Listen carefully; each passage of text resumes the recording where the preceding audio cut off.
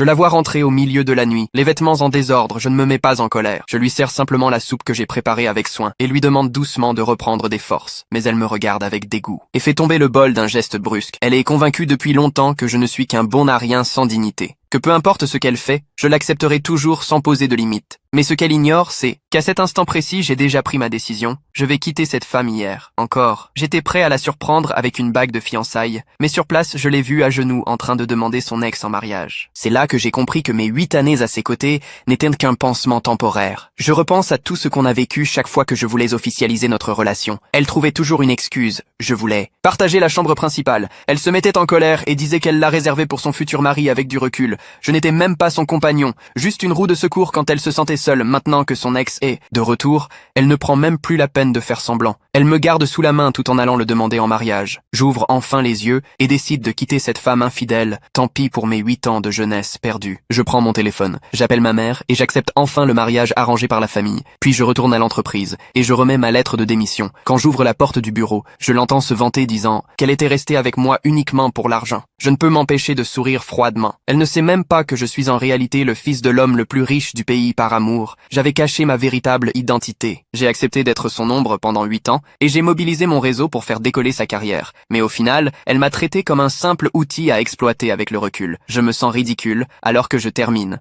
mes valises pour partir. Elle débarque avec son ex et ose me proposer une cohabitation à 3 où nous prendrions soin d'elle à tour de rôle. Je ris froidement et refuse sur le champ, mais elle insiste espérant encore vivre une vie absurde. Avec plusieurs maris, je vois clair dans son jeu et je continue à préparer mon départ. À ce moment-là, son ex attrape l'un de mes vêtements et se moque de moi, disant que j'imite son style juste pour lui plaire, puis il prend la peluche qu'elle m'avait offerte et fait semblant de la lâcher par accident, la brisant en 1000 morceaux. Je n'en peux plus. Je crie de colère, mais il fait mine d'être innocent, essayant d'attirer son attention. Je sors mon téléphone sans un mot et j'appelle les gardes du corps, leur ordonnant d'arriver sur place dans les 10 minutes.